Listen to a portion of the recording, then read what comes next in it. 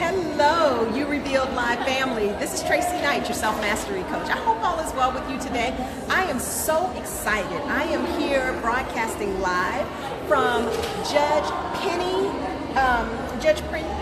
Brown's Women's Empowerment Conference called Sister Talk.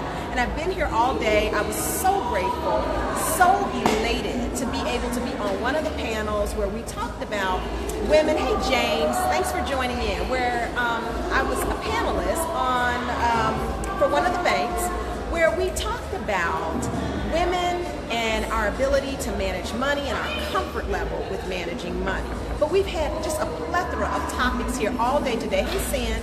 And it's all about women really restoring their own power. And I'm here with one of my dear friends and sisters in the Junior League of Atlanta, Cassandra.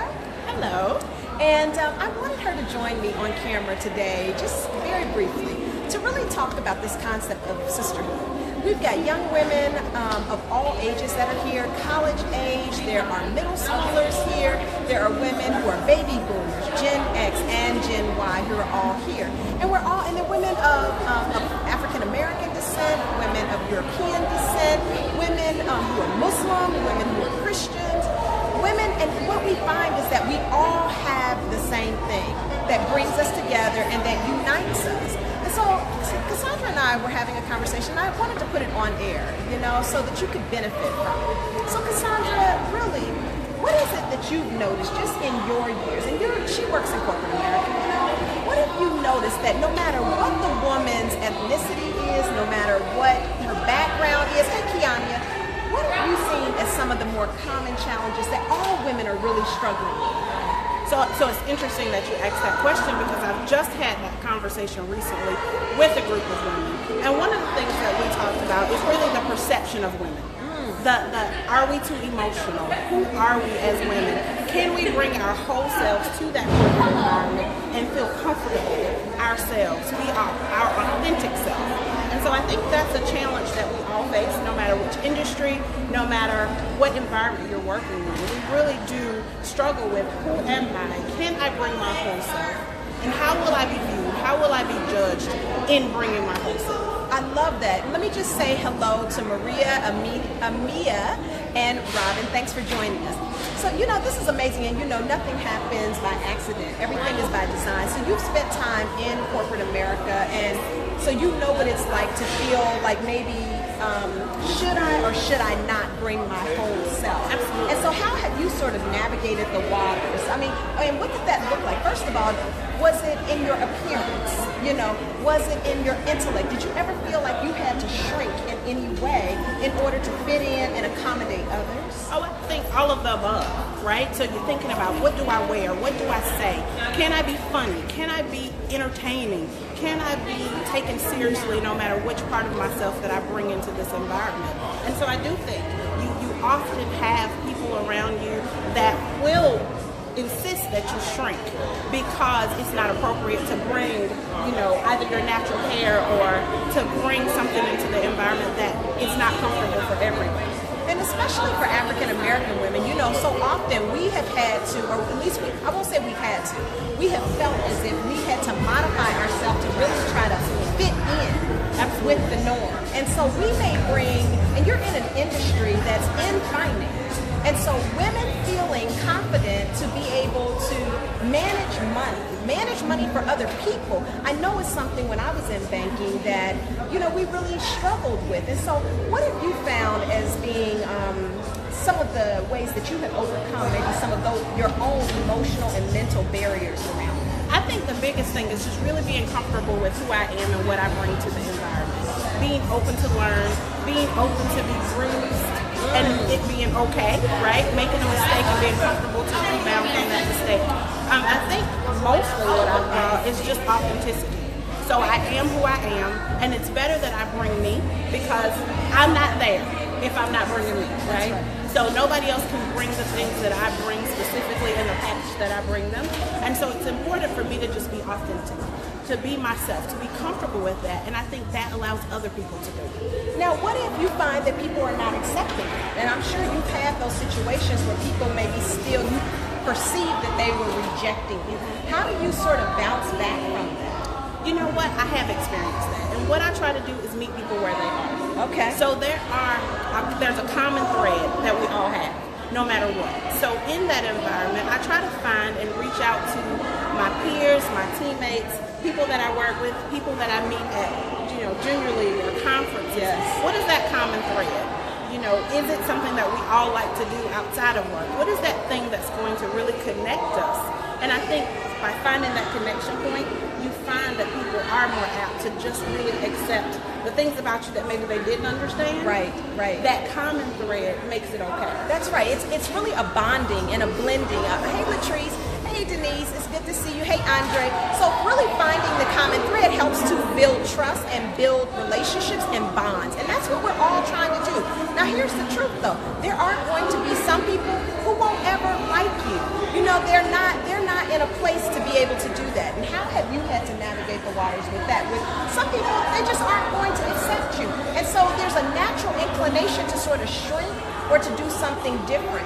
How have you been able to sort of find comfort in the fact that it's okay if you don't like it? So one thing I can tell you, I work in an environment, I'm very, very fortunate. I work in an environment where our leaders really believe in servant leadership. They really believe in presenting your best self, your authentic self, but also in having people to accept that. And so it's funny, one of my leaders and I were talking about that, and he gave me the advice. There are going to be people who just don't want to be your neighbor. They don't want to be a good neighbor. They don't want to play in the sandbox. And you have to say, it's okay. It's okay. You have to accept the fact that it's okay, and it's really less about you and more about them, right? And so while you try to influence them in a positive way and really show and lead your example, there's still going to be a barrier at times. There are going to be people who are just not going to like it. They're not going to accept it. And so I think what you have to do is embrace the people that do. Build those networks, those relationships with the people that do. And inadvertently, you may touch them. You may impact them in a very positive way. Agree. Now, this conference is amazing. There's an awesome concert that's going to take place here tonight, and I'll probably do a little bit of a live segment there as well. But before we close out this segment, what I wanted to talk about was the value of sisterhood. Because one of the things that I love about this conference is it's women of all ethnicities that are attending. And, Cassandra and I have, we met each other last year sometime and have begun to sort of forge this relationship. So often women are cloaked under the stigma of not being able to get along with each other. One of the things that, Judge Penny really said today, Judge Penny Brown Reynolds said today, is that she gravitates towards powerful women. Because there's a stigma that powerful women who bring what Cassandra brings what I bring what you bring, can't get along because there isn't enough space for all of us to exist. And I think that's the way we've been sort of socialized to believe that there can only be one black that gets to the top. There can only be one woman who gets to the top. And so we've got to have a crab in the barrel mentality. Not something that I subscribe to. And so tell me what you think is really the core and the fundamental of us building bonds with each other as women. So I will tell you, I have a very intentional village. My village, it consists of women across the spectrum, all nationalities, all stages of life in their career. We have people in the village that are newbies, just starting out, and people that have been in the village and have 30, 40 years in the corporate game or in any industry across the spectrum. The thing that I will tell you, I learn from each of them. Yes. So I think it's about being open. So just because you're new, just because you're fresh out of college, that doesn't mean that because I've been doing this a little longer that there's nothing that you can teach. That's right. And so I think it's, one, it's being open to learn, but two, there's an accountability. So being accountable to one another, really understanding what accountability means to one another, I think that's the thing. I think that eliminates the crab in the barrel because it's not just me. I'm accountable to her, whether it's to pave the way and lead by example, or whether that accountability is for me to learn, for me to get something from her. That's right. And so I think when you're open to learning, when you're open to really being in the real sisterhood, then that really eliminates that. It eliminates the need to be the first, the top. Yes. Because we want to all win. That's right. That's Right. And winning feels and looks different for everybody. For everybody. And just so you know, hey Barry, good to see you. He said preach to you. So let me tell you, wasn't she an amazing interview? And so I'm just so grateful Thank you for for you having having the opportunity to be with me today and your willingness to be here today. I am here today at the 5th annual Honorable Penny Brown Reynolds Women's Sister Talk Conference here in Atlanta, Georgia at the International Convention Center by the airport. Tonight will be an amazing concert with Eric Benet, Eddie Levert, and there are a few other people that I'm just not calling, but I mean, it's a powerful, powerful conference and a powerful concert that will take place. And I see that Terrellyn has just joined us, and Terrellyn is here with us at the conference. Thank you for joining us, both at the workshop and here on Facebook. So again, we're here with you every single day, typically between 11:30 and 1, and I'm really working on getting back on schedule with this. Sometimes we were speaking today at the time when the show was to air, and so I always want to make sure that I'm here and I'm here with you. So Kiania says, good perspective share. Yes, thank you. Thank you, thank you. I'll be back again with you tomorrow.